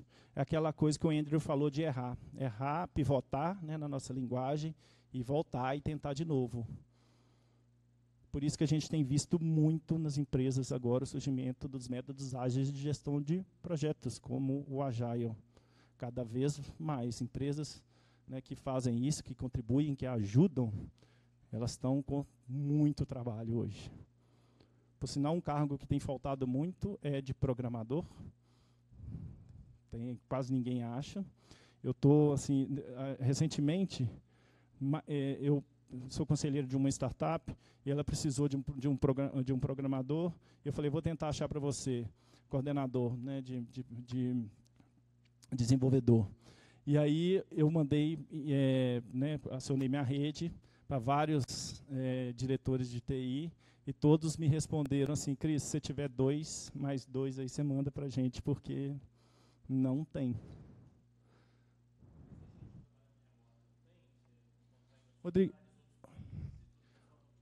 Rodrigo, tem, assim, mas tem utilizado pouco, sabe? E o que a gente tem visto também assim, o que acontece? A galera que está fazendo trabalho remoto, eles estão pegando muita coisa.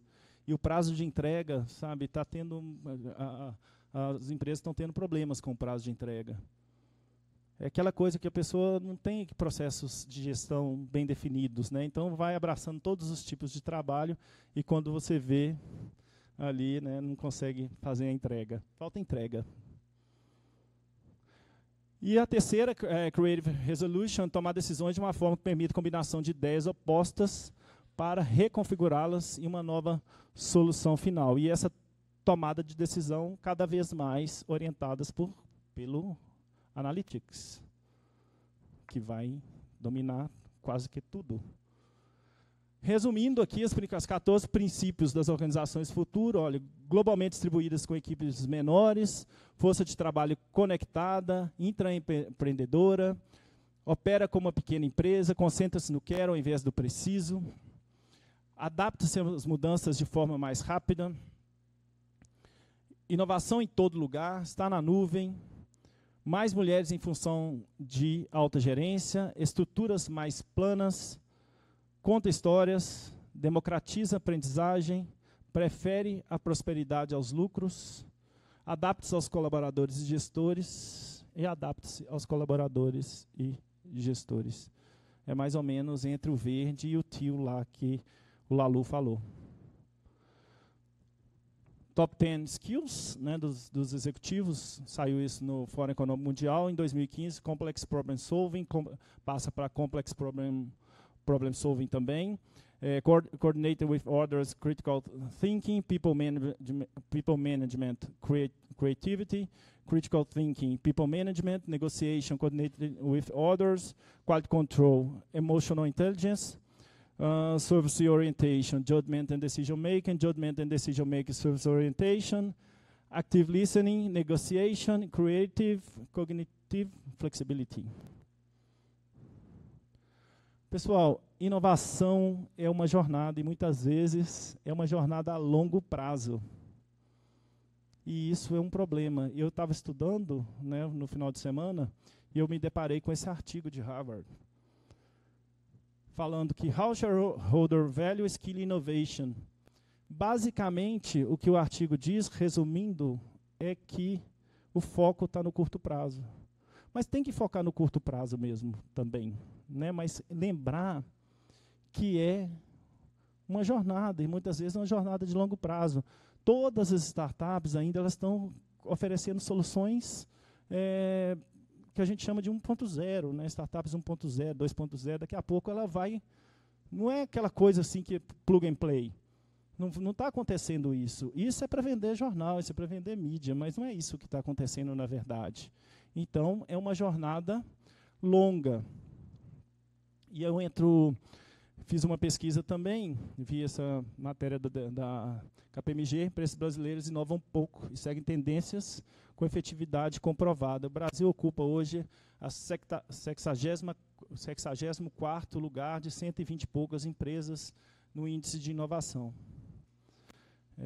Então, assim, melhorou do ano passado, melhorou 4 posições, mas ainda a gente tem muito caminho pela frente.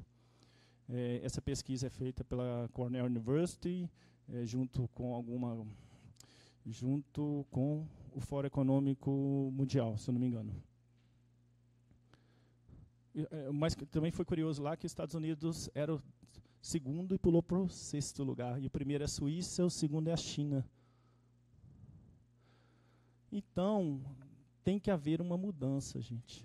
Uma mudança de mindset. Essa coisa do mindset virou um chavão, um clichê, mas tem que mudar. Porque tem muita gente, né, perdendo os talentos, perdendo valor de mercado. Tem que começar a fazer isso. Nós todos temos um compromisso muito grande, né, nós brasileiros. A gente tem que ajudar as nossas organizações a abraçarem a inovação de fato. E aí eu trouxe um trechinho aqui de um filme, já que a gente falou dele.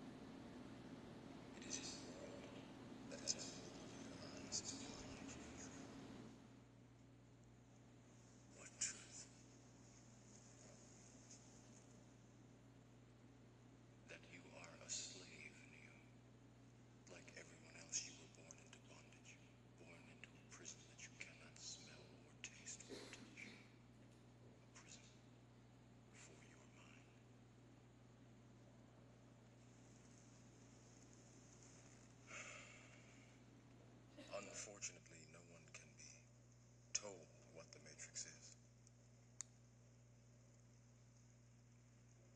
You have to see it for yourself.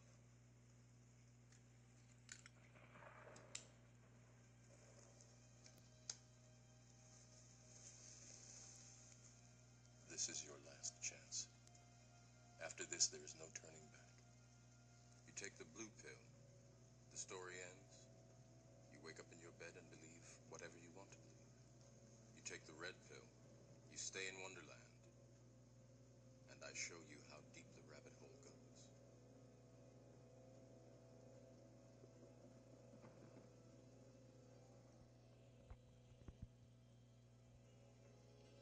Remember, all I'm offering is the truth, nothing more.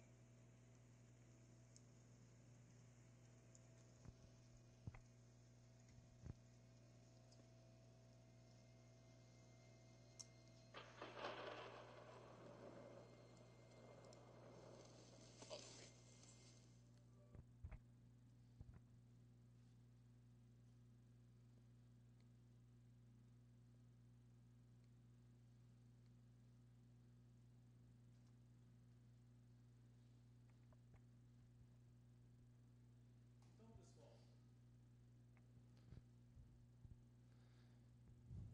Pílula azul ou pílula vermelha?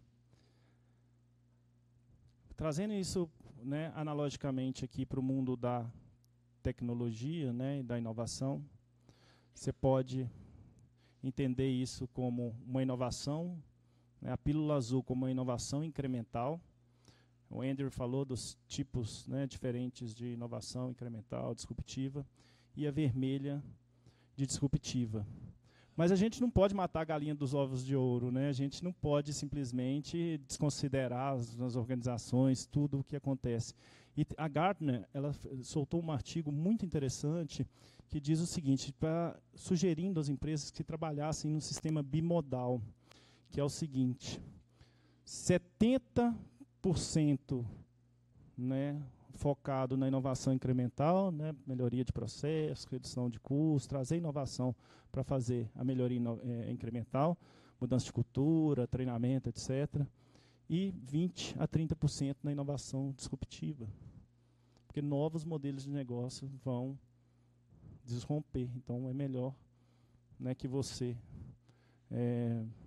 se aproveite deste conhecimento para, né, estar preparado para a realidade digital. Certo? Pessoal, muito obrigado. É um prazer. Muito obrigado, Rafa, Abrasca. É muito legal que essa comissão, né, tenha sido criada, Rodrigo, né, Rodrigos tenha sido criado. Parabéns. Espero estar aqui discutindo em outras oportunidades. Eu deixo aqui, né, meus contatos. Estou sempre no LinkedIn. E será um prazer trocar ideias e compartilhar conhecimento com vocês. Beleza? Muito obrigado. Abraço. Obrigado, Cris. Então agora eu vou chamar aqui o Rafael, né, que junto com o Ficha aí tem nos ajudado a tornar isso tudo possível, e acho que ele vai falar um pouco aqui dos próximos passos, né, que a gente tem para a Comissão de Inovação Corporativa, e também a gente está aberto sempre a ideias que as companhias abertas tenham, queiram trazer nesse fórum, que acredito que com isso a gente consegue colaborar muito mais quando a gente começa a fazer juntos, né? Então, Rafael, por favor. Obrigado, Rodrigo. Bom, pessoal, primeiramente, obrigado por terem vindo aqui hoje, para quem está acompanhando aqui, né, também pela transmissão. Eu acho que para os próximos passos agora, essa é uma comissão que a gente está muito aberto a ouvir, né, ideias, a gente já está conversando com algumas empresas, tem algumas pessoas que estão interagindo com a gente. A gente vai propor uma próxima conversa, principalmente pautada em fintechs, tá, em soluções, e a gente quer ir por um caminho extremamente prático, né? Então, a gente vai ter as reuniões da comissão de períodos em períodos mais gerais, mas principalmente pautar temáticas, né? Então, por exemplo, nessa proposta nossa de fintech, a ideia é conversar com vocês previamente, entender aí dos seus departamentos financeiros, de tesouraria, eventualmente core business, necessidades de encontrar com empresas, entender soluções, etc., para que a gente possa fazer uma reunião organizada e direcionada só para o nosso grupo, né? Mas que seja muito prática e que gere bastante valor, assim, de troca, de entendimento, de até, eventualmente, né, aquisição de tecnologias para uso interno. Queria agradecer a todo mundo, a participação, aos Rodrigos aqui, que vão estar na comissão com a gente, tá? O Rodrigo Maia, da Gerdau, o presidente, o Rodrigo Vieira, o vice-presidente da comissão, agora é na PG, né, advogados. E, só para terminar, eu queria agradecer ao Rafael Belmonte, da startup NetShowMe, que fez toda a transmissão para a gente. Rafael, se quiser só explicar para a gente rapidamente o que é a NetShowMe, né? E ao pessoal do Digital Building aqui, que cedeu o espaço para a gente poder fazer a nossa reunião. Gente, obrigado. Até a próxima.